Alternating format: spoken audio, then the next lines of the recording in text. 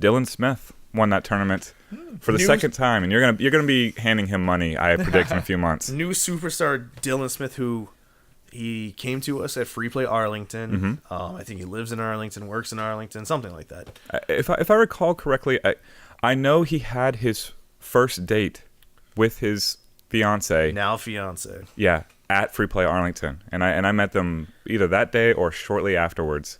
And he has been on a torrid pace on all the arcade records, breaking world records, winning tournaments. He won the Mario Deathmatch tournament at Let's Play Game Expo.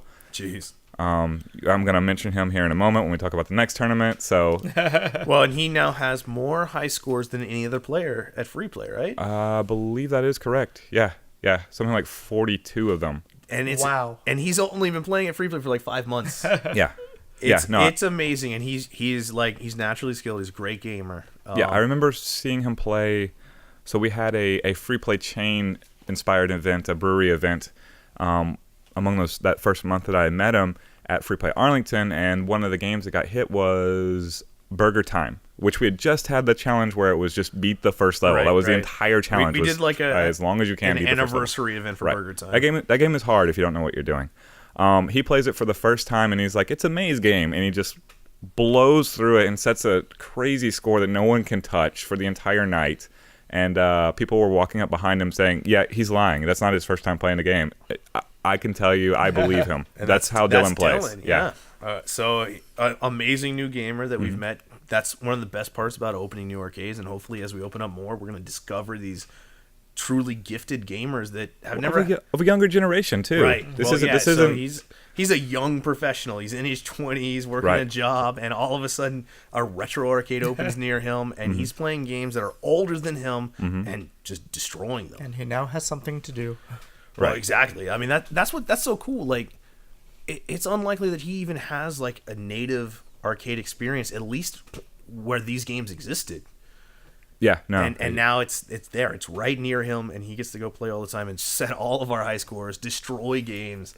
And when he decides to focus on one, it's going to be insane.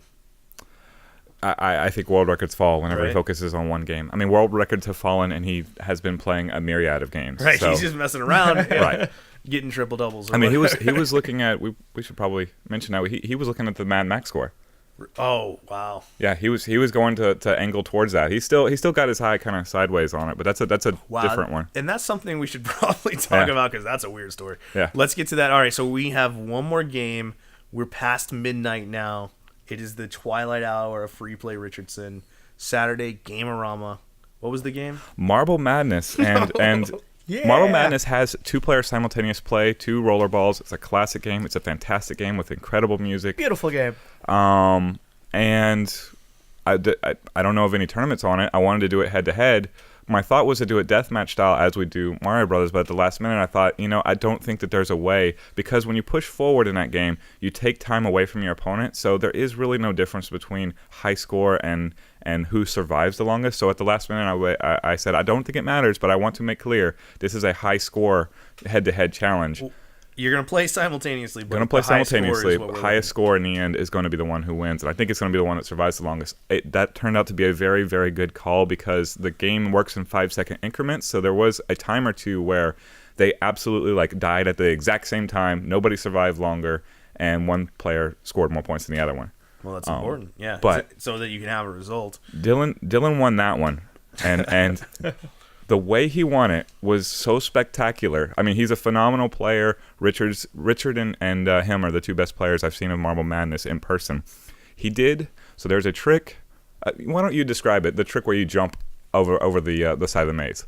Okay, so on one of the levels, you actually start up on a platform. And if you spin your rollerball in the right way, you can actually avoid this tedious little path that you have to go through in order to jump into the middle of the maze and then immediately drop down and bypass that entire slow section of the game. It saves you, on average, 10 to 12 seconds out of gameplay if you're fast going through that maze. Well, and if this is the level I'm thinking of, that's almost required to really make it super deep into the game. Oh, super. Yeah. And it's a really, really nuanced, very difficult maneuver to pull off. I would say it's much harder than just navigating the maze, but it's much absolutely. quicker as well. And Dylan at this point in the semifinals had blown his opponent away, so he just had to like play out the string. Instead, he jumps the path. He goes down the shortcut and then decides, well, I'm already ahead of my opponent. I'm just going to jump into his path now. And he just literally blocked him until his opponent timed out. And he And I'm sure his opponent was super happy about it. Super Absolutely. happy, incredibly gracious. It was a great moment though. I love that little trick, the head to head. I love the deathmatch-esque That's elements. a beautiful move. In that entire game, there's actually I don't know that- there's only 2 moments that you can jump ahead in that game, in the entire game, and then 1 moment that you can jump to get some extra points. But that was a beautiful move on his part.